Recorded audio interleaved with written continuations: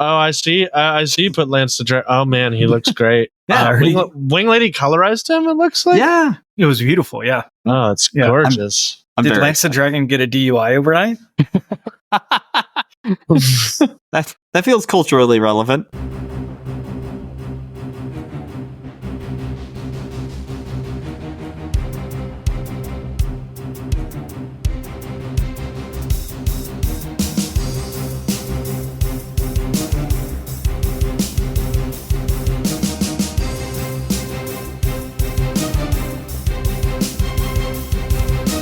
Welcome to the RPGBOT.Podcast. I'm Randall James, and with me is Tyler Campstra. Hi, everybody. And Ashley Lai. Let's lance some dragons. Well, I'm going to land something.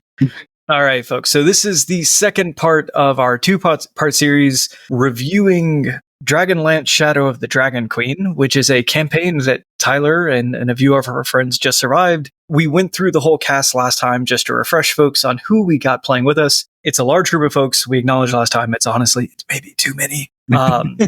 We have Tyler's character, which is a hobgoblin armor artificer named MacGyver? Close enough. Mac? Yeah. Some flavor of that. Yeah. We have a goblin battlemaster fighter, Mocha. We have our water genasi light cleric, Tomas. We have a human evocation wizard, Raisin Marjoram. We have our elf gloomstalker ranger, Frankie. And we have our human crown paladin, Grim. Yeah, just before we get back into it and pick up where we left off, if you weren't here for the first episode, first off, why are you here? Go listen to the first episode. And secondly, we are going to be spoiling the entirety of the Shadow of the Dragon Queen. So if you want to avoid spoilers, or if you're going to be playing it, or you want to play in it and don't want to be spoiled, then this is your one and only warning. Please go listen to something else. Unless you too have podcast amnesia and can listen to this entire thing and not remember a word of it. In that case, welcome, I guess. Yeah. Have a good time. Maybe listen to the podcast episode again tomorrow. I don't know. Yeah, Boost those download numbers. Get in there. We love you for it. Okay. Again, though, like the spoilers, they're starting. Like we're hopping right in. Yeah, right in. Okay. So where we left off last time, we were talking through the shenanigans of Lord Soth punching his way through dungeon walls and leaving clues. Fantastic. I love it. Mm-hmm. Yeah, it really was really cool. And the punchline is, we need to leave the city because there's rabble rousing and Lord Backgammon has raised people against us. The character we love to hate. Yeah. Lord Backscratcher. And Backscratcher. Backscratcher. That was butt scratcher, sir, not bat scratcher. Fair. Okay. There's also the clue that something is going on in the northern waste. And everybody's like, oh, but it's so desolate. There's nothing up there. Why would anybody go there? And it's like, well, Soth went there, and we know the dragon army is up there doing something. So you get permission, along with a couple of the NPCs that matter to you, and a small contingent of the army to go explore the northern waste. And that is the beginning of chapter 5. So remind me, and maybe listeners at home, what is it that Lord Soth was chasing down the catacombs, and how did the players find out that he was going to the northern wastes? So he was after the cataclysmic flame. At that time in the adventure, it wasn't immediately clear why. Also, it's still not super clear to me why the cataclysmic flame just happened to be in that one tomb. Feels like it could have been in multiple places. I don't know. Plot convenience. Yeah, but general Lord Soth nonsense. He's probably up to something bad. We didn't know the full scale of the plan yet, but we knew it was bad and we wanted to stop him. And also there was an army coming to Kalaman, so how can we make that army less of a problem? So, what are the northern wastes? Well, they're to the north of Kalaman specifically. And are they wasteful? In many ways. Wasted. So many ways. Been drinking a lot, huh? These northern wastes. They need to go to jail. They were wasting time. Funny enough, that there was actually a flooding mechanic. So there was actually, yeah. So it's a huge space. So the book gives you a hex grid. There are locations you might want to seek in the grid. There are mechanics for exploring it. There are random tables to roll on for encounters that you're likely to have. some of these encounters are like, oh, you're going to run into a creature and you're going to fight them. And whether the water, the tide is high or low might dictate what kinds of creatures you're going to fight. You're going to find these chasms that you want to enter, or maybe not. At the very least, you're probably going to want to cross them. And so there's a risk at any point that the tide could rush in while you're deep in there. And so you're going to have to fight that as well. There are cool mechanics for exploring this space. Where you land, you meet an NPC, and that NPC kind of gives you your first tip of like, hey, you're in point A right now. What if you wanted to go to point B on the map? And as you continue to explore, more and more of the points of interest unlock. And so what do we have total? There are 11 points of interest. One of them being your ultimate target, what you know Lord Soth is seeking, the City of Lost Names. And what is the City of Lost Names? What wouldn't you like to know for several months of this chapter? Yeah, basically. Yeah, you guys didn't know what the City of Lost Names was at all. Yeah. Yeah, There's very little information about it until we got there. Like, yeah, do you remember, like, how did we even know that is the place that they wanted to go? Was it just Sarlamir tipped us off? I think it may have been Sarlamir, the ghost we fought at the end of chapter 4, or maybe we beat it out of one of the Draconian patrols. Like, I remember there were a couple of patrols where we fireballed everyone, questioned the survivors. Like, that was a running theme for a little bit. Yeah. Now, if I recall correctly, Randall, you mentioned before on the podcast that you ran this chapter with gritty realism. Is that a suggested thing to do in the book, or did you just make that decision? It is not, and it was a decision I made. I talked to the players about it, and I was a little bit worried they were going to push back, but at the time they were like, no, 100% absolutely. So that is actually, I want to talk about that. So I'm glad that you brought it up. It's a hex crawl. The whole point of the random encounters and the other risks that you're going to face as you explore, or even having mechanics for exploring, like it takes you so many days to go from point A to point B, is the resource attrition. And to make it a bit of a challenge so that the players are assessing the risk of over-exploring versus not, and facing off on all these encounters. So having a wizard that can cast Layman's Tiny Hut kind of invalidates that experience. Yeah.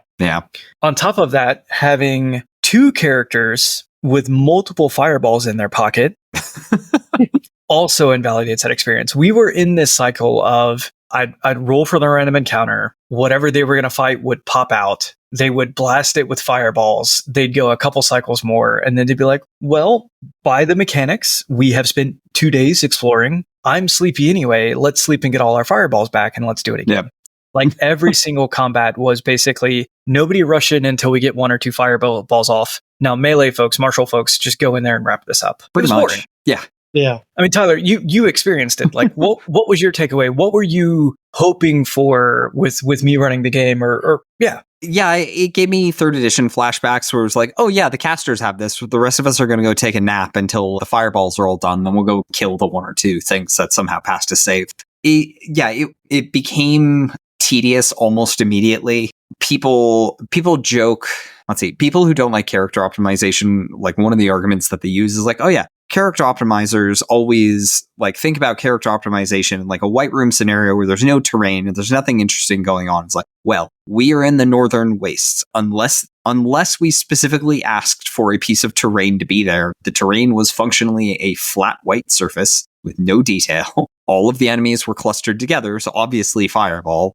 Yeah, we could have skipped a huge part of the chapter. I don't think anything would have changed. Like, we had a way to circumvent every challenge that this entire chapter could throw at us. Like, there were massive rivers we had to ford. So what we would do is we would have the water genasi shape water to make a functionally a rowboat out of ice. We would all climb in it. I'd cast levitate on it, and then we would have my homunculus very slowly pull us through the sky. So we basically had a blimp. So even obstacles on the ground that you can't fireball weren't a problem. So yeah, it was just a very easy chapter. Kind of felt wasted. I feel like they could have done more, and it would have been more threatening at lower level. But I also don't know where else you would have put this in the story of the game. So you guys started with just normal play, and then you switched to gritty realism partway through the chapter. Is that right? That's right. Like once I saw, and combining that, if you remember when we talked about chapter 3, when Vogler was lit on fire, like that was the most fun I had seen the party have in a campaign for all the time these folks have spent together, because they were having that resource attrition and they were doing the like, hey, I'm running low. Like I need to save something back. And like, I've got to use cantrips here because I don't have enough spell slots left, or I'm running out of hit dice, so I can't take damage anymore. Like, watching how much fun they had doing that versus them steamrolling the beginning of this chapter pretty quickly. I was like, well, hey, here's an offer that I have to make. We're going to do what we did wasn't exactly gritty realism. It was more of the just gritty realism, right? Explain it to the folks who aren't familiar. I'm going to try to do this from memory. If somebody pulls up the rules to do the details, I think that'd be even better. I can do a quick and dirty for you because I've used it before. So Perfect. The way gritty realism works is normally when you take a long rest, you heal to full, you get all your resources back, everything's good and dandy. Gritty realism doesn't work that way. On gritty realism, you can essentially think of a long rest, what we would think of as a long rest, as an extended rest, which means the long rest now takes a week, I believe. Yeah. And an actual long rest in the gritty realism system is essentially an 8-hour period. And it functions kind of identically to a short rest in that you don't heal to full. If you want to heal, you either have to take healing potions or roll your hit dice, and you don't get those back. You don't get spells back. Anybody who would get stuff back on a short rest still gets that stuff back. So warlocks still get their spell slots back. Druids would get their wild shapes back, that kind of stuff. Mm-hmm. So it allows short rest reliant classes to really shine and forces those who have, resources that come back on a normal long rest to use those resources very sparingly. Yeah. And so what we did is, instead of saying like you're going to have to sit somewhere for 7 days, because that also doesn't really fit the adventure, I basically said you have to be in a place of extreme safety. So in one of the cities, in one of the refuges, for me to give you credit for a long rest. And then I gave short rest whenever they needed to take a short rest. They could do it. They could use hit dice. Like you said, if you were guaranteed to get something back on a short rest, you would get it. And that felt like a pretty good compromise. What that effectively did, though, because we actually played that way for the rest of the campaign, from sometime in this chapter, they probably only had a long rest. Like once a level. Yeah, it was probably 5 to 6 more long rest period in the entire campaign. Honestly, I feel like that might have been an issue with the pacing of the campaign itself, because it felt like they were cramming, like, a ton of stuff is going to happen really, really fast. And then you're going to have like a week of downtime or travel time or whatever. And then a bunch of stuff is going to happen really, really fast. So like, aside from 1 or 2 cases, I don't know if the gritty realism chain was really noticeable, but it definitely had an impact here in the sandbox section. Yeah, because you probably spent, like, in game time, you probably spent weeks exploring the Northern Waste. And then from the time you found the City of Lost Names to the end of the campaign was probably like 3 days. Yeah. So from a player perspective, Tyler, how did this change feel for you and your group? Because you described the beginning of this section of the book being very tedious and very boring, and felt like you were nullifying all of the challenge. So did you feel like this fixed it really well? Honestly, yes.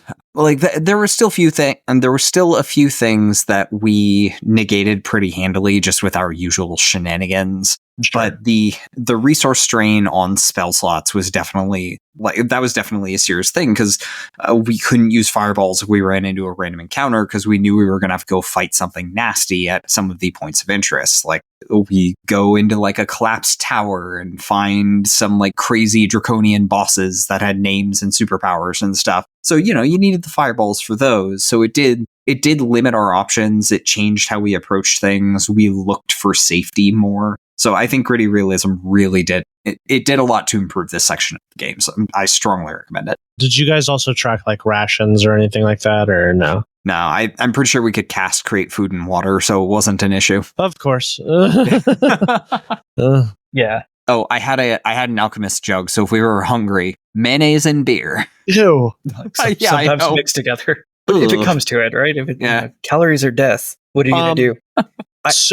The one thing that I am curious about, so you mentioned that there were a lot of random encounters, and usually with random encounters, people are like, random encounter tables are death. Don't use them. So would you say that if you had just approached this from a normal, how it was written, would those random encounters tables have been bad? Or did it feel better because you used the gritty realism? That's a good question. Randall, I assume you ran the random encounters basically as written in the book, and it was just, here's a table, throw this at them? Pretty close. So what I would say is I didn't roll the random encounter dice as often as the book recommended. Okay. And the reason for that, we talked about last session, but I think it's worth kind of reminding folks. We play once a week for 2 hours. We're a bunch of dads. It's what we have time for. Occasionally, multiple of us have to be out of time. Like if one person's out, we still play. If 2 people are out and it's not like a hugely critical section, so like in this example, we would play with 2 people out because we know we're just kind of moving around and we're trying to find something. But then when you got to like the climax of the story, that was where we were holding out, trying to make sure everybody's there. But I say that to say, you think about a 2-hour session. If you have a meaningful random encounter, you're going to eat 40 minutes. Yeah. It takes 40 minutes to run combat with 6 people, period. Right. So what do? Do you cheese the encounter and waste 20 minutes on something that's completely negligible? No, that sucks too. But vice versa, if every session has a random encounter, you're never going to advance the story, which is only going to make this feel like it's dragging on even more. Yeah. If you play the kind of campaign where you have the opportunity to get together for 4 hours or even half a day and run it that way, I can imagine this being a lot of fun to play, with the table, rolling as often as they want to. For us, it made sense to cut back a lot. The other thing is trying to make the lore that you're presented be a little bit more exciting. I don't remember how much of this was taken from the story, but I feel like it was, I think this was kind of my innovation on top of it. So one of the Draconians has the ability to mimic a creature that it killed recently. So do you remember a random encounter where this wound up manifesting? They had what we thought was a gnome. We thought the gnome was a captive, if I remember right. Like they had it in manacles and they were dragging it around. So like, we've got to go save that gnome. So we did. And then it wasn't a gnome and we were sad. It basically backstabbed the wizard. Like the wizard was like, "Oh, stand behind me. I'll protect you, young gnome." Because the wizard had an affinity to gnomes, it turns out. And then all of a sudden it's like, you feel like a stabbing pain in your side. And nope, just kidding. It's a Draconian. So that was like, roll the random encounter, see that that's the type of Draconian that they're going to be dealing with in this encounter. But then from there, have, jazzing it up. So I say to say, like, Tyler, did you realize that was a random encounter roll versus a planned story beat? Honestly, I think I assumed it was a random encounter. Okay. Like, I think I was under the impression that the random encounters were there to teach us, like, okay, here's what Draconians can do. Here's what their forces look like. Here's how they operate. So, like, we did get some insight into how the Dragon Army works just based on, like, we ran into the patrols. Who's in charge? Who's the heavy hitters? Like, if we need to kill something first, what should it be? What's safe to stand next to? Nothing. How many patrols are there? As many as you want. Yeah, it turns out. The story number. Okay, cool. That's interesting to hear. So what I would say is I tried to add the lore into the random encounters to give you what you're describing. And so it sounds like that was successful. Yeah, I think so. I feel like I learned things. Okay.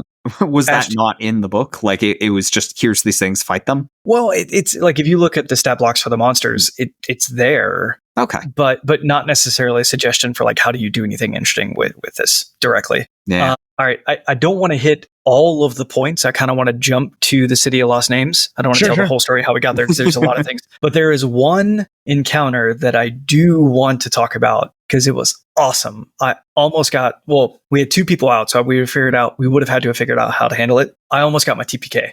So this was maybe a session or 2 after we switched to gritty realism. Mm-hmm. They were fighting Slotty and this weird hybrid Slotty monster that could cast Fireball. Yeah. So they've been fireballing me this whole time, like, hee, fireball, having a great time, okay? They're in the middle of fighting a Slotty, and the ranger is like, oh, there's a rope bridge to the south. I'm going to run across it. So he does, and that's a triggering event to have this other hybrid creature that can cast spells cast a fireball. I hit everybody. I brought, I think, 3 characters to 0 and 1 more character to 1. I don't think it was quite that bad. Like, at least 2 of us were conscious because there's no way I would have been able to save the entire party by myself at that point. Well, I know I was up. The ranger was down on a bridge that was on fire, and in the book it says, like, yes, this bridge is flammable. Rolled a 20 on the death saving throw to stand up. If they had not, the next round the bridge would have burned and they would have fallen to the bottom of a chasm and died. It was fun. Yeah. And that was not the last time that I got to fireball the party, but it made me feel the best. It's real good. Don't chain boss fights, kids. It's fun to kill your players, isn't it? I've been doing it a lot lately. Did you ever kill that cleric? No. You'll get there, bud. I set up, and we'll talk about this later with when I do my Planescape recap. But I set up a labyrinth with a giant Tyrannosaurus Rex. I was chasing them through the labyrinth. They couldn't use magic, and it was just a chase. And somehow the freaking cleric survived. Love it. All right. So we crawled through all that. We reached the City of Lost Names. Randall, what the heck? Okay. What the heck? Yeah, basically. All right. So I think we're in chapter 6 now, right? City of Lost Names. Yep. Okay. All right. So the City of Lost Names, pretty early on, you meet like spectral elf that still lives there from the time that the island was there, or the city was there pre-cataclysm. Basically, the lore of this place is there was a priest who had this grand idea, like, hey, we have this place where all of the dragons, good and bad, all of the dragons come here to bury their dead. There's a lot of magical energy here. What if we use that magical energy to float Unyari as like a magical island, and then we'll let people who want to worship the way we worship onto the island if we like them. Like, they got to be wealthy, they got to be well dressed. Like, we're building, paradise here, and we want to let the cool kids in. We're building the Church of Scientology. Oh God, a little bit. That you're not wrong. Dress. Let's okay. Yeah, no podcast is too small. Bring it. For Tom Cruise, don't bring it. No. Keep it. I actually live right around the corner from the main Church of Scientology in LA. They're hearing you right now because they're listening. Yeah, I'm sure. Okay. So the dragons didn't like this. So you remember we talked about fighting this ghost Sarlamir. In Sarlamir's tomb, we found the rusty head of a Dragonlance. That Dragonlance was what Sarlamir used to kill a gold dragon. So the gods came to Sarlamir and they're like, some shenanigans are going down. The dragons are real upset with this priest. We need you to kind of like get involved and maybe help stop this. Could you go help handle this peacefully and like just bring everybody down a notch? And so what Sarlamir did is he got his Dragonlance and he went onto the island, and then he killed a gold dragon. A little bit. As you do. Yeah. So did not help bring it down a notch. Did not bring it down at all. So he got damned, like you do. The implication, and I think they intentionally left this a little bit fuzzy, there's a strong implication that this event was directly tied to the cataclysm. Like, I think a loose reading might make you think that this was the trigger for the cataclysm. But I think if I went and really read the words carefully, it would be more like maybe this was just one more straw in the total event. But they're kind of trying to like steer the Dragonlance lore without being like, oh, and definitively, here you go, here's an answer. Yeah. But I say that to say, so this island was a floating island when, at the cataclysm / when this event happened, the island basically crashed in the ground, everybody died, and it was left as this monument to the hubris of man that was long forgotten because everything around it became the Northern Waste. Yeah. So we found the crashed city, hundreds? Honestly, the timeline's never been clear to me. Long time after it. Thousands even of years after, you mean? Yeah. Yeah, thousands of years. Thousands. I think is how it's supposed to be. Like, millennia has passed. Okay. Maybe not though. Who knows? Stuff went down. Long period of time.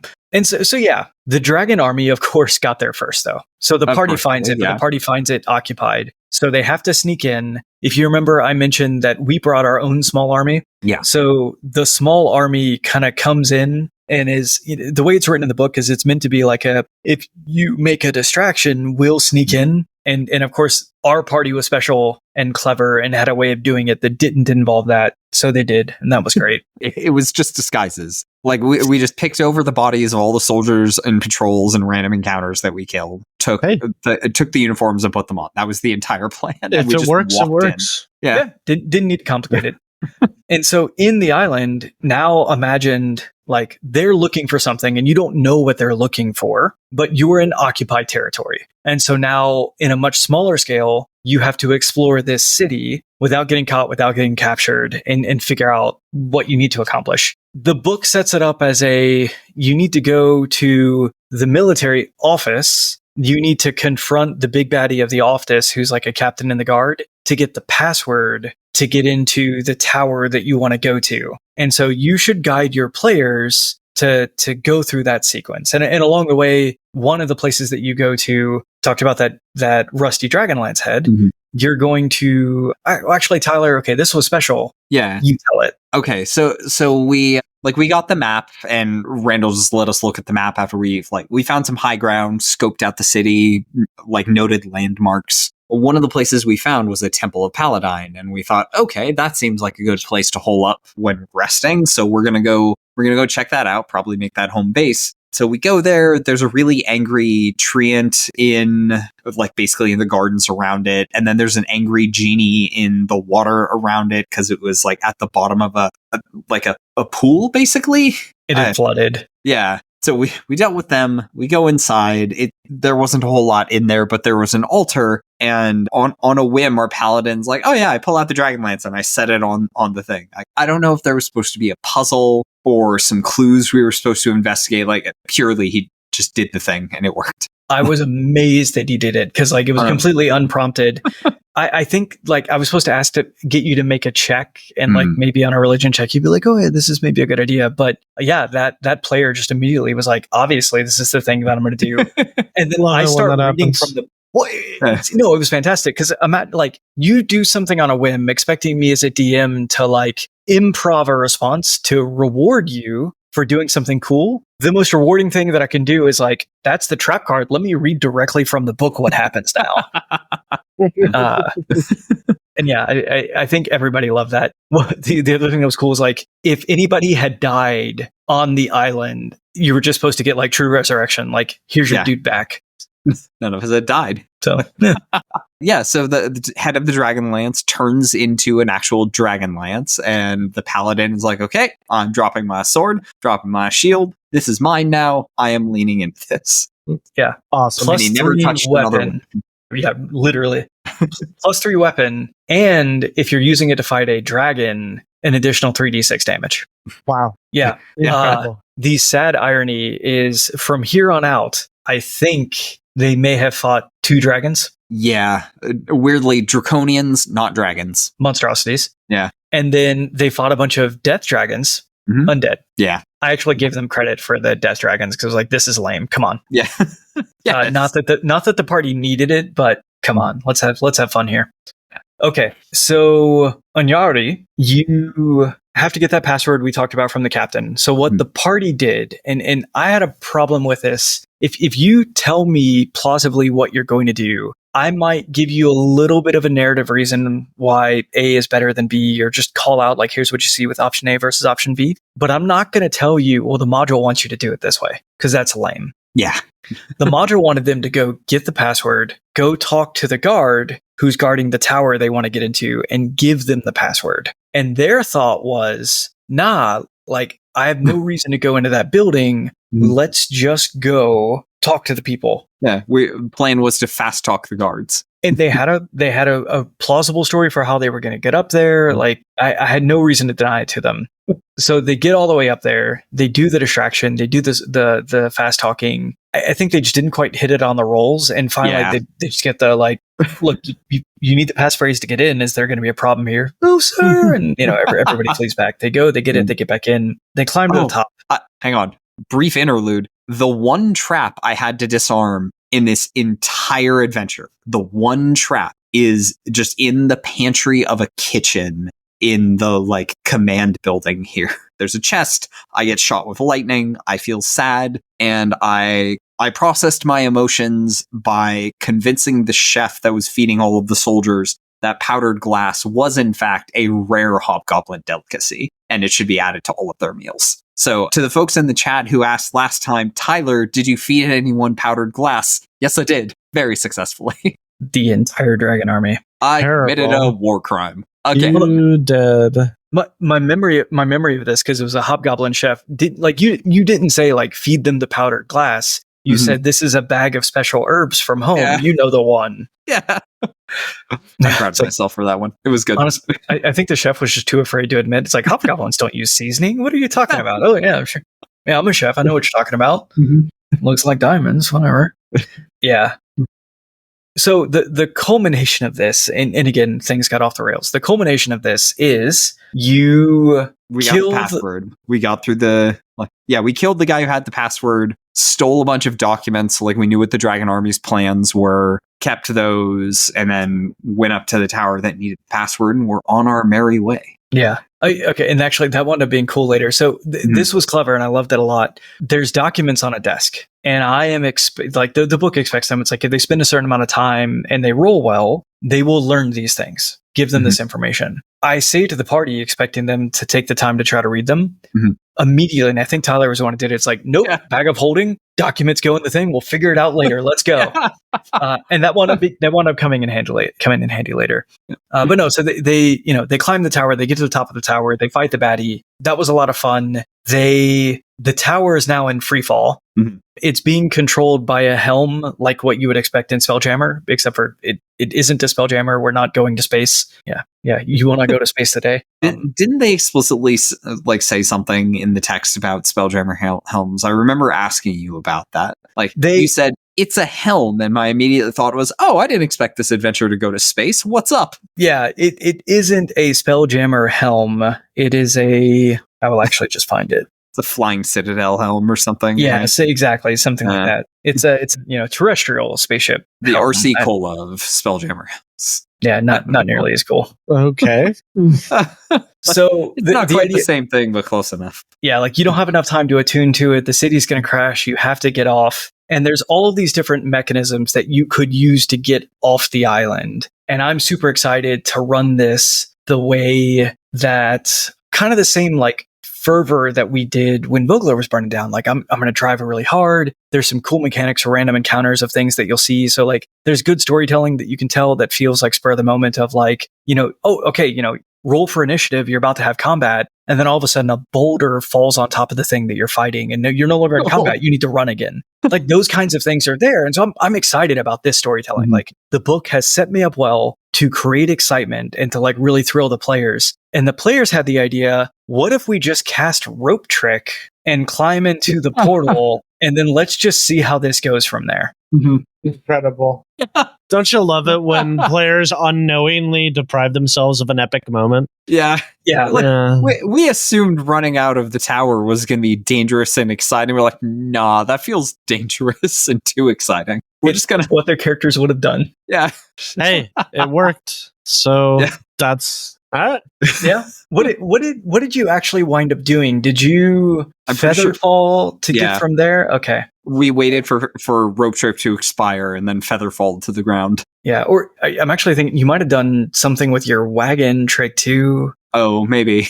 Either way. They made it not matter. That's the punchline. They made it not matter. Okay. So then, and things continue to veer this way. The adventure expected you, I should say this. There was also a bastion of Takesis in Amyari. Bastion of tequila, yeah. Yeah, good. Okay, good. There was a vessel of tequila at the table. The rest of the island collapses and falls away, and the bastion of Takesis continues flying and begins to slowly move towards Kalaman. So we immediately knew, that's bad. We need to get up there and commit another arson. So I can't remember how we got up there. Did we ride Draconians? No, we somehow talked a couple of the Draconians because we've been in disguises this entire time. So we find a couple random Draconians who can fly and we're like, hey, we need to get there. Help us out. Sure. Woof. So were they supposed to do that or no? Yeah, I don't think so. No, somebody rolled really well, and it was very plausible to me. I'm going to come back and defend that decision as a DM in a moment because people are at home just tell them no. You can say no. Well, let me tell you what the story expected you to do. Okay. Yeah, it's I'm wondering because the last chapter is called The Siege of Kalaman. So you just completely had to rewrite the entire last chapter, didn't you? No, I got them around, and we'll tell that in a second. All right. What they expect you to do was flee the city, get to the ground. You had a Fargabber, you had a cell phone. Yeah.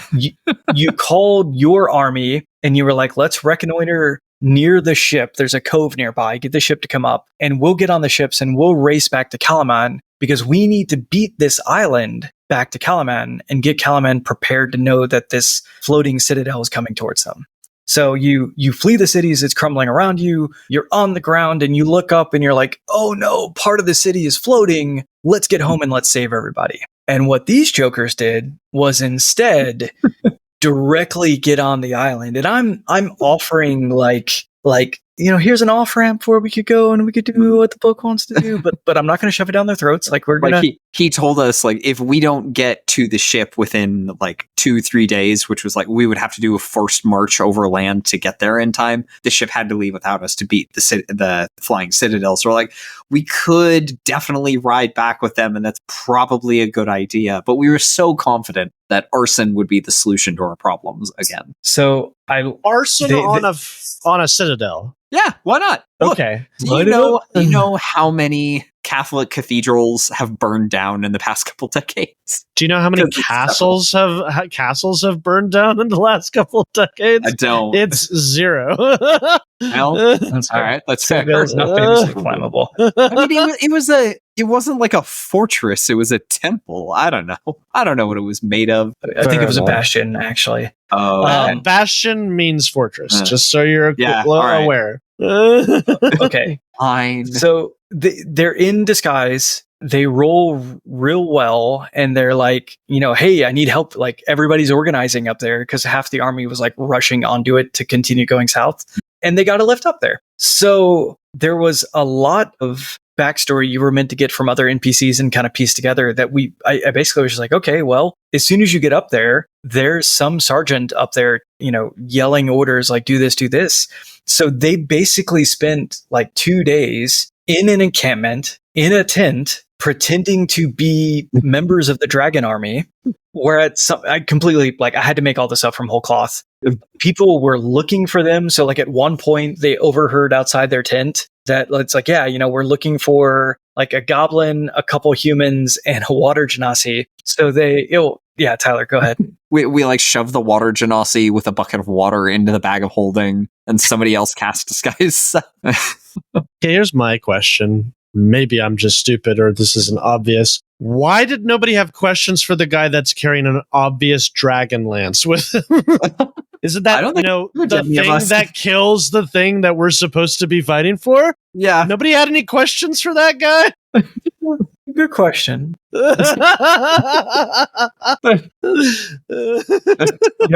Next time. Why doesn't that guy have a standard issue spear? Why is his spear both longer and nicer than this wooden stick? Yeah, and is glowing a holy glow of paladine. Something ain't right here.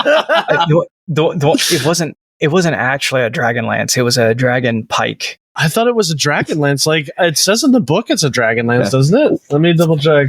I think Randall told us it could be either like a lance, or it could just be a pike. It's a Dragonlance. It's a pike-length Dragonlance. All right. Well, Randall gave us the option of having it be a pike because none of us would use a lance. It's fine. I just think it's funny. I like memeing on Randall. I'm like, you were freaking out because here was your out. Yeah, here was your out. This was your out. Didn't take it. Did not pick that up. Yeah, no, you're fine. Here's what they would have done. They would have shoved it in the bag of holding, and Grim would have pouted. That's true. Fair enough. But yeah, so yeah, like Tyler was saying, they had to here's a bucket of water because you're a water genasi, so you can breathe underwater. You're just going to live here for a little bit. And yeah, so they explored a little bit. They learned a lot. They found out some of the plans for the attack. And so now that an attack is coming. Actually, that's how I got them back on track. There's a part of the story later under the Siege of Kalaman. So Lord Butt Scratcher receives a note from his son that says, there's a home for us here in the Dragon Army, which everybody thinks the son is dead because he was lost at the sacking of Vogler. That's the story. You assumed he died. The note says hey, I found a home for us here in the Dragon Army. There will be great rewards for us. Open this gate on this day and I'll let you in. So one of the sergeants is being flippant. All right, I think of general, is being flippant and is basically describing in front of these folks, we've got an inside person. They're going to let us in. They're going to let us in 4 days. The team has been arguing, let's just stay on the island and try to destroy it because we can prevent it from getting to Kalaman. At the very least, if we can't destroy it before it gets to Kalaman, then we're in Kalaman. It's win-win, right? So there was a dragon army outside Kalaman. The general is saying that before the floating citadel ever gets to Kalaman, the entire city will already be sacked because their inside person is going to open the gate. And we immediately assumed it was Lord Bucharest, because like he's been the worst person nominally on our side the entire time. So we figured, yeah, he's definitely the traitor because he is just a massive jerk. And then we go back and we accuse him publicly in front of like the remaining semblance of a government. And he's like, I think, Randall, you played it really, really well. Like you had him say like, oh, no, it's not me. And if you don't believe me, throw me in jail for the next few days until something happens. So we're like, okay, yeah, we'll take you up on that offer. Just sure, any opportunity to inconvenience this man. So we put him in prison. And then he got you role played this really well, really, really well, Randall. I was very excited. Yeah, and then he gets the letter and says, oh, apparently I was supposed to be the inside guy. My bad.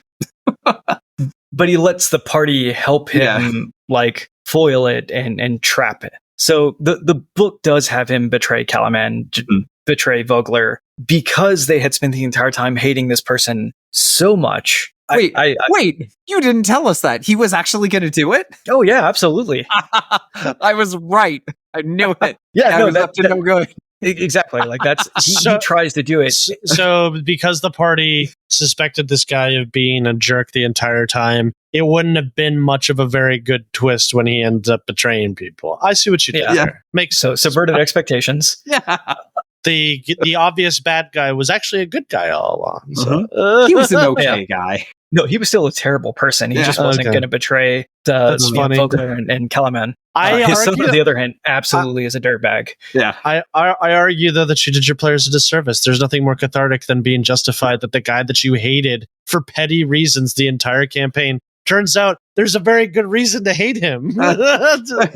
They really hated the son. Yeah. And they pulled the son off of a Drake and he plummeted to his doom. Yeah. So they got that. Okay. That's nice. Yeah, I think our wizard telekinesis him off of a Dragonel mount. Yeah. Love that. Which raises the point. In a world where you have flying mounts and falling is a possibility, don't you think someone would think of a seatbelt? Like, have you watched the cinematic masterpiece How to Train Your Dragon? Like, an 11-year-old child figures out how to fly on a dragon and immediately realizes, this is dangerous, I need a seatbelt, and builds one with seatbelts aren't cool. And we don't have seatbelts on horses.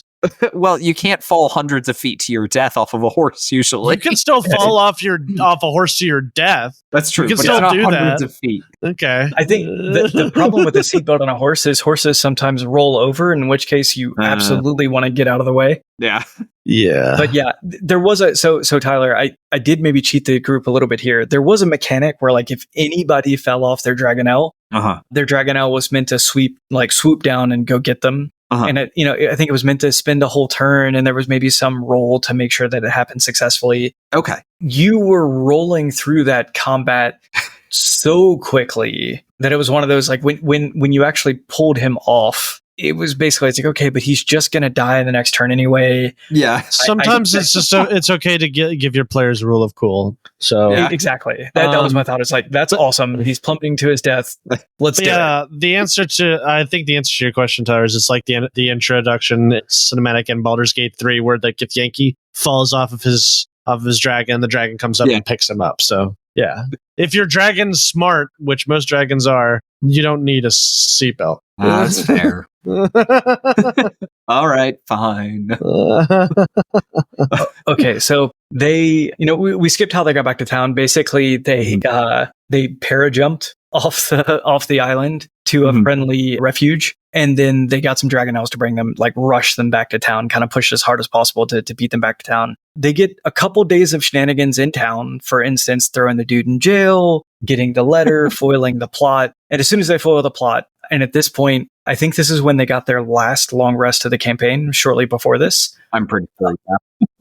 The Citadel shows up. Mm-hmm. Yeah, I think we thought we would have like a week or two, so we were a little worried. Like the ship hadn't made it all the way back, so we realized, if we had been on that ship we would have come back to Kalaman just gone. And Randall, I don't know if you just accelerated that for dramatic effect. Yes, absolutely. Okay. I remember like the important NPCs showed up riding Dragonels. So like we had the important NPCs at least.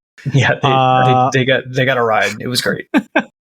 I assume this culminated in you guys confronting Soth. Well, let's get to that. So we're in chapter 7 now. Siege of Kalaman. This is the final chapter. There weren't any rests in all of chapter 7, so it was pretty fast. Like, we fought a death dragon at the gate. We figured out we could get into the citadel from the bottom, so we jumped on our draconians, flew into the bottom of the citadel. You still had draconians? Or sorry, not draconians. Dragonels. Dragonels. Got it. Fly the Dragonels up, have that air encounter with Lord, beat him to death. Lord beat his son, yoinked him off of a thing. There was another NPC there that we were supposed to fight that ended up being part of the final boss. I don't know what's up there, but I think we hit them with fear. So they remember all the time you told us about fearing someone over the ocean, Ash. We did that, but in the sky. Oh, fun. And so they just kept going.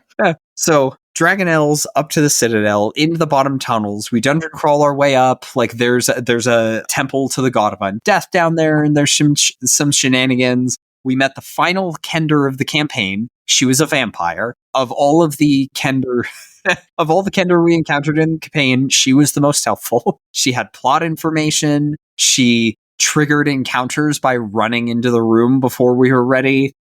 Almost nothing killed so many times. Almost. Great. Tried so hard. So like I'm so angry at Watsy.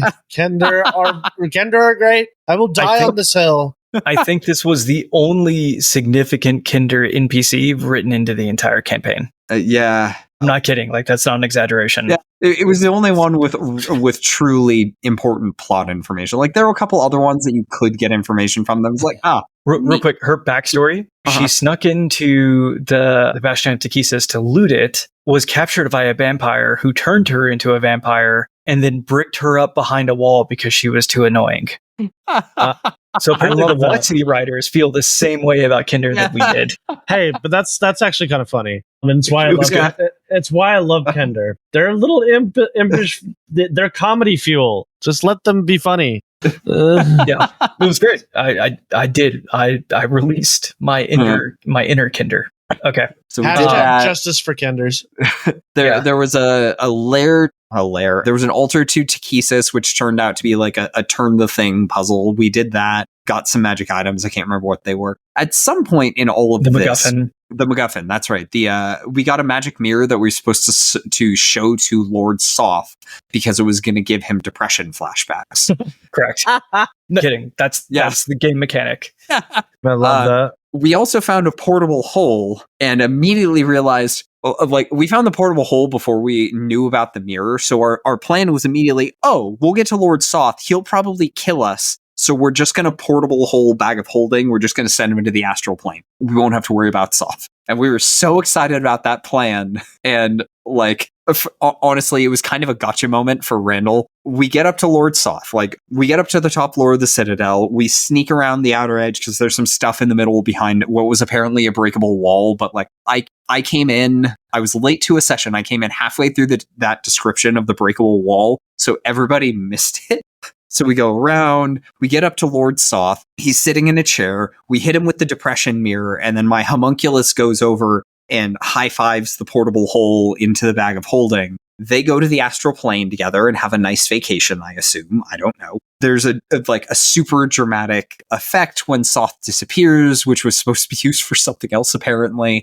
And then we realized the cataclysmic flame, which Soth had collected earlier, is this giant 100-foot across cauldron that he's been looking down into. How did he pick that up and run with it? I don't know. Well, he got a little one and then he kindled it into a much bigger one. Okay, that honestly makes more sense. But we hadn't quite figured out what are they going to do with the Citadel to take out Kalaman that's not just dropping the Citadel? That was the plan. It was fire, because arson is a solution to many problems. My disappointment is immeasurable and my day is ruined. You didn't even fight Lord Soth? This book is the worst. Would you like to hear how the adventure expects us to go? No, I'm reading it. I'm looking at it right now. That's how it works. Is you point the mirror at him, and he's just paralyzed, and you don't have to deal with it anymore. Yeah, exactly. That's just so stupid and infuriating, and I don't know why they did this. Okay, I'm sorry I have to cut this. This is a rant time now. This is Ash's rant. How do you do a disservice to a cool freaking villain like Soth like this? Oh, plot MacGuffin, you're just defeated now. Screw me, I guess. Screw me for getting invested in any sort of like character that has a storied history in D&D. God, this is so bad. Oh my God. Okay, here's what I'll say. They could have not found the mirror, in which case they'd have to fight him. Yeah. Okay. And probably die. Finding the mirror was not a guarantee. Like we had to go into a room that we could have skipped. We had to find a puzzle that we could have missed. We had to solve the puzzle, which had been multiple successes. So like they could have solved it the first time the way they solved it and be like, cool, we did the puzzle and left. And instead they kept going. Yeah. The bait solution that we got the first time was the treasure room. So like mountain of gold. And we're like, great. Maybe we can turn it one more time, and then found the other thing that had the mirror. I'm not against the plot MacGuffin weakening him in some way. That's inherently cool. But to completely nullify and skip the fight by just showing him a thing, I don't like it. I hate it. Okay, now one more thing, which was what I was hoping was going to happen, because I think it would have been a lot of fun. After you freeze him, and in this case, they put him into the Astral Sea, you then go fight his standard bearer and destroy the cataclysmic flame, the vessel that's carrying it. Tyler mentioned that breakable wall. That was really critical. That was bait. What the book was looking for you to do was knock down the breakable wall, and then you are in the chamber with the cataclysmic flame and his standard bearer,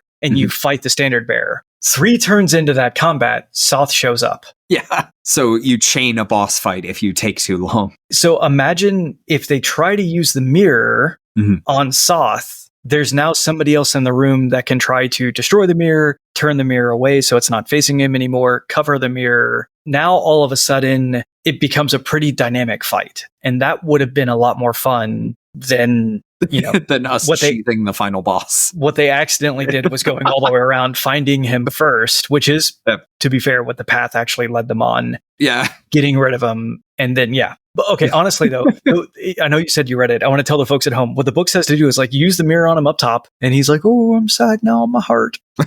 And then he immediately fails all saving throws against the mirror. He doesn't even get to save against it. Yeah.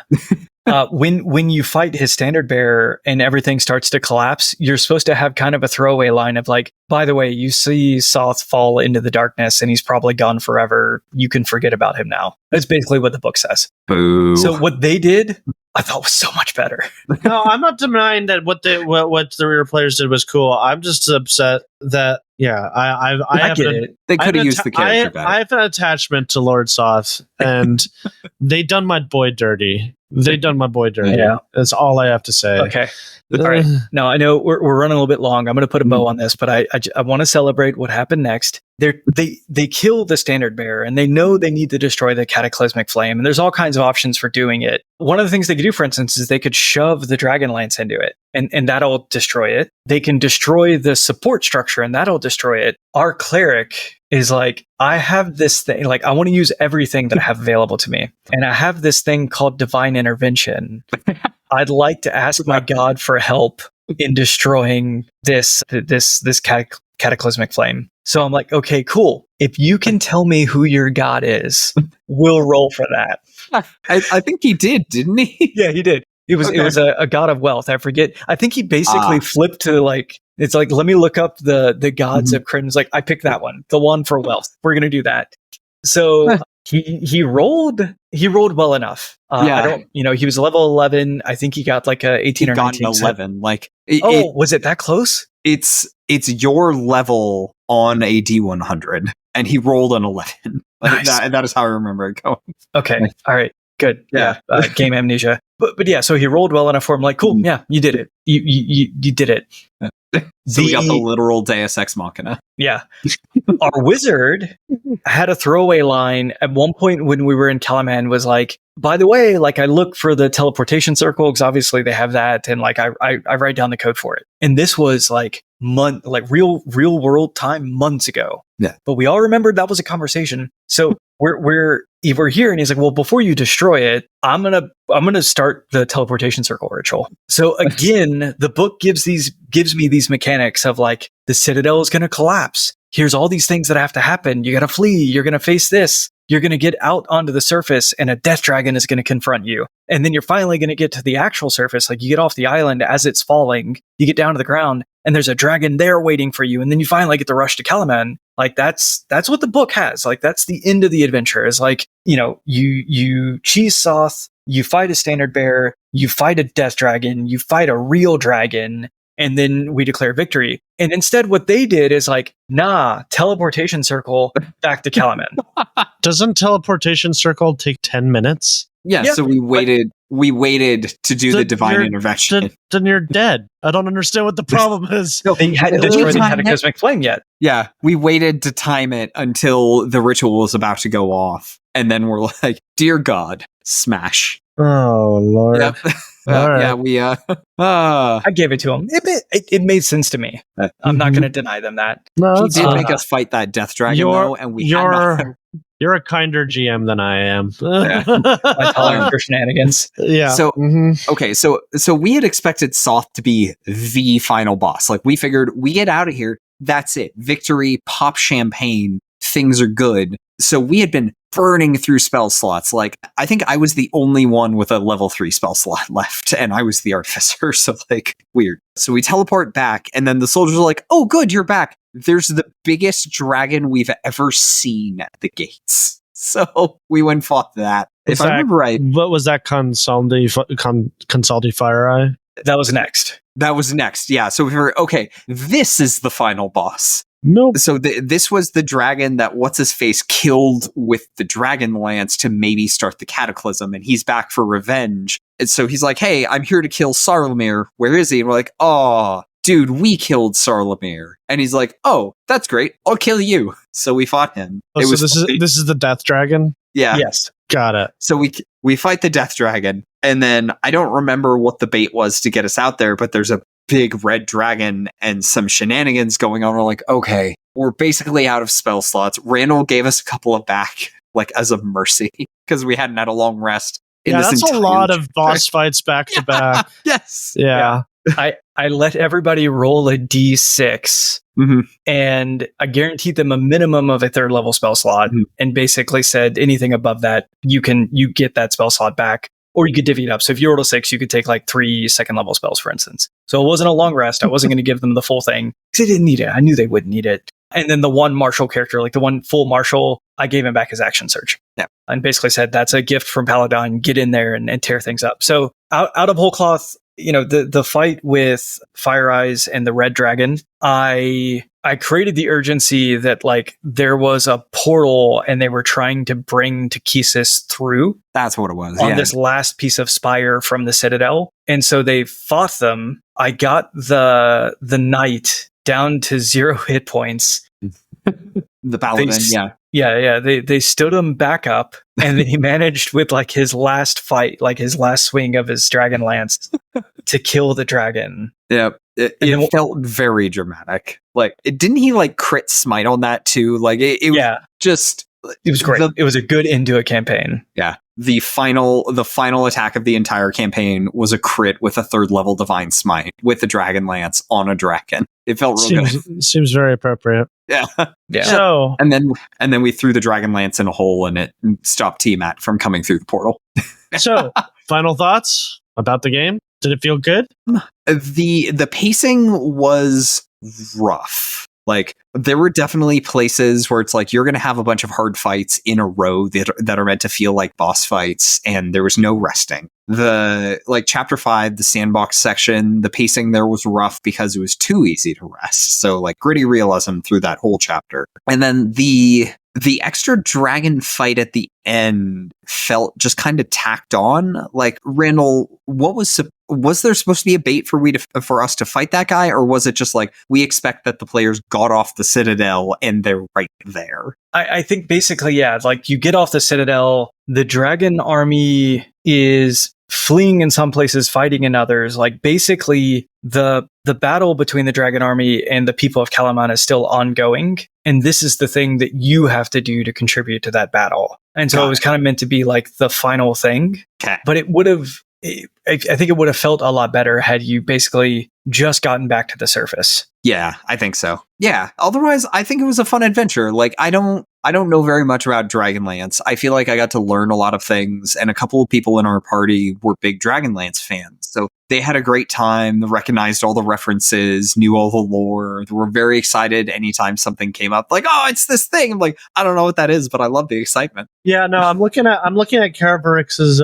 entry, and it says Sarlamir. She comes out. She was a gold dragon that Sarlamir killed, and Sarlamir was she goes, Sarlamir, I won't be driven from the skies again. I'll have my revenge on you and all humans. Characters who explored the catacombs beneath Castle Kalaman recall the name Sarlamir, the dragon he slew, and the statue in his tomb with gold dragon features. Karavarix then fights until destroyed.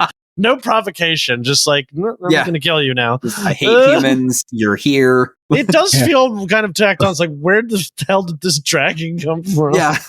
Well, and what's like, that's not even the one Tyler's complaining about. He's complaining about the next one, because at least the Sarlamir tie-in like makes sense. Yeah. It's like, but like bonus red dragon. Yeah. No, I was gonna ask you that. I was like, is Consaldi Fire Eyes ever mentioned in the game at all until before this point?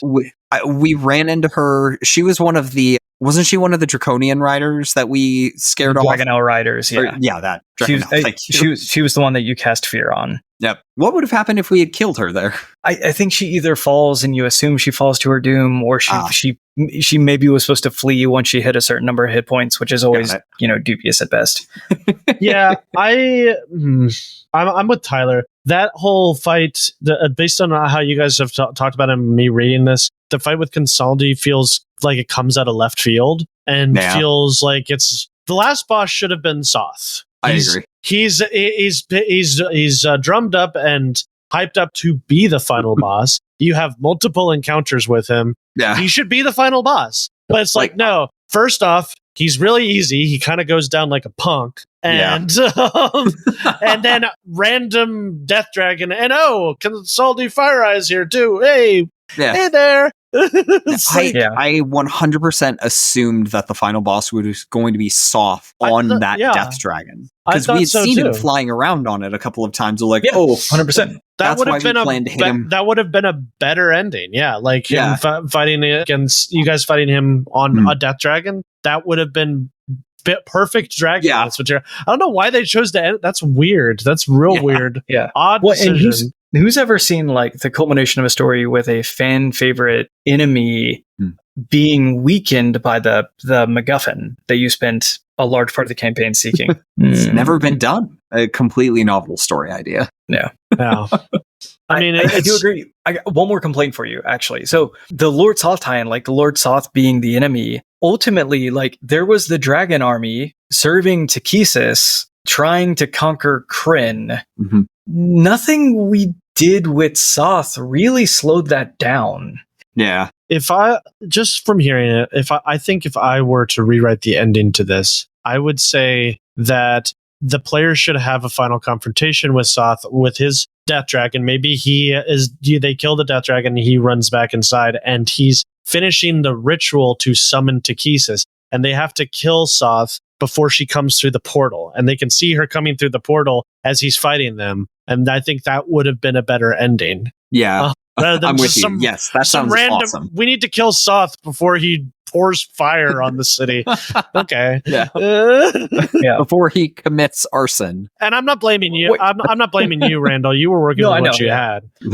Well, actually, it's okay. It's funny because I don't think I realized that assumption was made. So the plan wasn't to pour the cataclysmic flame onto the city. It was. Okay. I don't actually know that there was a plan when they got there, other than like. Really?